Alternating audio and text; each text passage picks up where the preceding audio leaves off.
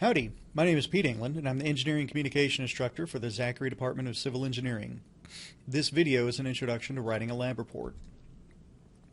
First, before getting into the specifics of a lab report, we need to have a brief overview of the purpose of lab experiments so that we can talk about the purpose of lab reports. Then I'll go over how lab reports are used in civil engineering practice, and following that I'll explain the individual sections of an engineering lab report, including each section's purpose and the writing strategies you can use to make each section effective. First, what's the purpose of a lab experiment? As you know, civil engineering projects are often large and expensive.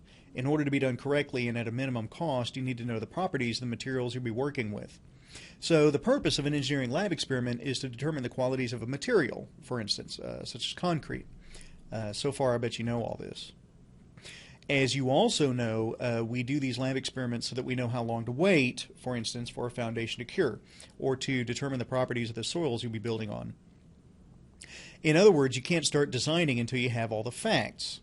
The facts about the materials you're using and the materials in the surrounding area.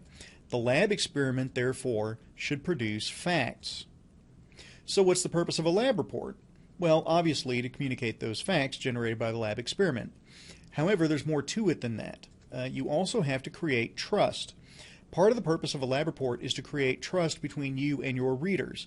Since the purpose of the lab report is to report factual data, you have to convince your audience that you really are A, reporting the facts, because B, you know what you're doing. So your lab report should do the following things, and this is by no means a comprehensive list.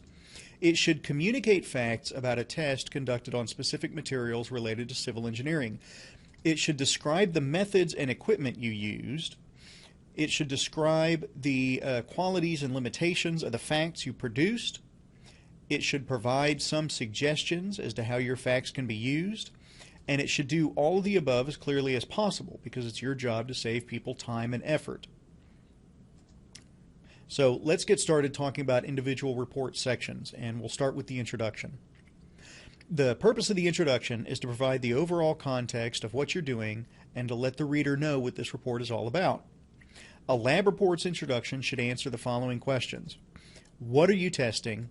Why are you testing it? How are you testing it? And why are you testing it that way? Your introduction does not have to be long and drawn out. In fact, each of these questions can potentially be answered in a brief sentence or two. All told, a half dozen sentences may be enough to clearly and quickly introduce your lab experiment. Next comes the methods section. The purpose of the methods section is to establish trust and, ideally, provide enough information for someone else to reproduce your experiment and results. So you have to list and describe your equipment and methods. First off, the methods section has to make sense.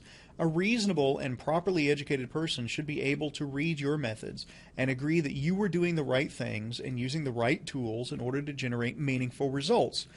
The right things, the methods, can be as simple as using a flame to heat a sample. And the right tools, your equipment, can be as simple as a Bunsen burner or a triple beam balance.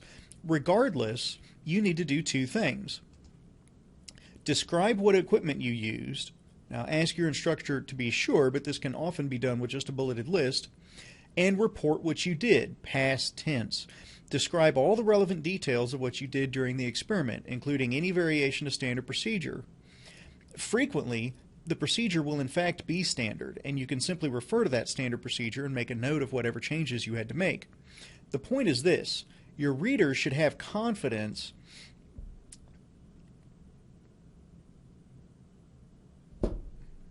that you are presenting the whole story of how you generated your results. This is a critical point. Generating confidence that you have used the correct methods means the audience can believe your results are based on reality. Science and engineering rely heavily on group agreement of what constitutes reality, and therefore safety, reliability, efficiency, etc. Your methods section is where you can really solidify that trust. You do it by bluntly and concisely, which means no extra words, describing what you did. The third section is called the results, and my experience is that the results section is the easiest to write. All you do is bluntly report all the data gathered during the experiment, as well as all the data resulting from any analysis of that data. Sometimes a results section is all written out, paragraph by paragraph. Sometimes the results are introduced with a brief sentence or two, followed by charts and tables.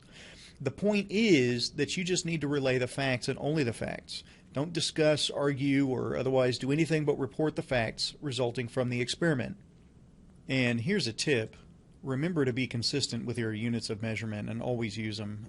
You'd be surprised how often those get left out, and it confuses the reader to no end. All right, the next section is called the discussion. The discussion section is frankly one of the hardest sections of the lab report, and here's why. The purpose of the discussion section is to let the reader know what's important about the results. As a future engineer, you might be inclined to think that the facts, in this case the results, speak for themselves. Nothing could be further from the truth. You have to tell the reader what the most useful or important facts are. Are there any results you have some questions about? Does anything look funny to you? Those are what we call the limitations of the data. Every laboratory method can only provide certain pieces of information. That means that all the data produced by a lab experiment has limits. There are things you still don't know, so you need to put all this data into results. All this data into context. Tell the reader how accurate are the results. Should the reader be on the lookout for anything? The discussion section requires you to think much more broadly than any single experiment. You have to think about why you're doing the experiment and what role it plays in an engineering design project. At that point, you should be able to describe the context of what your reader needs to know about your results. Of course, the last section is called the conclusion. It is also sometimes difficult to write because it requires you to think about what the next stage is. The purpose of the conclusion is to tell the reader what comes next. What have you learned and how can this information be applied?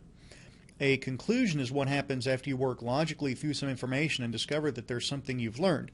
Remember, it's not the results, it's what you can do with the results that matters. So how can you turn these facts into a useful engineering design? Lastly, you'll also need to state whether there's any way to make the experiment more efficient or more accurate.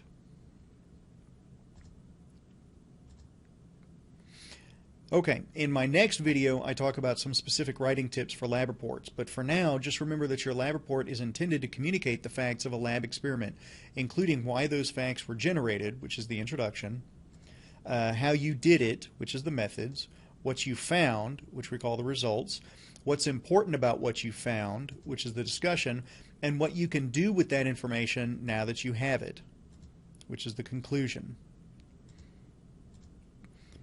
If you have questions and comments, please pass them along to peter.england@tamu.edu. Thanks a lot, and gig 'em.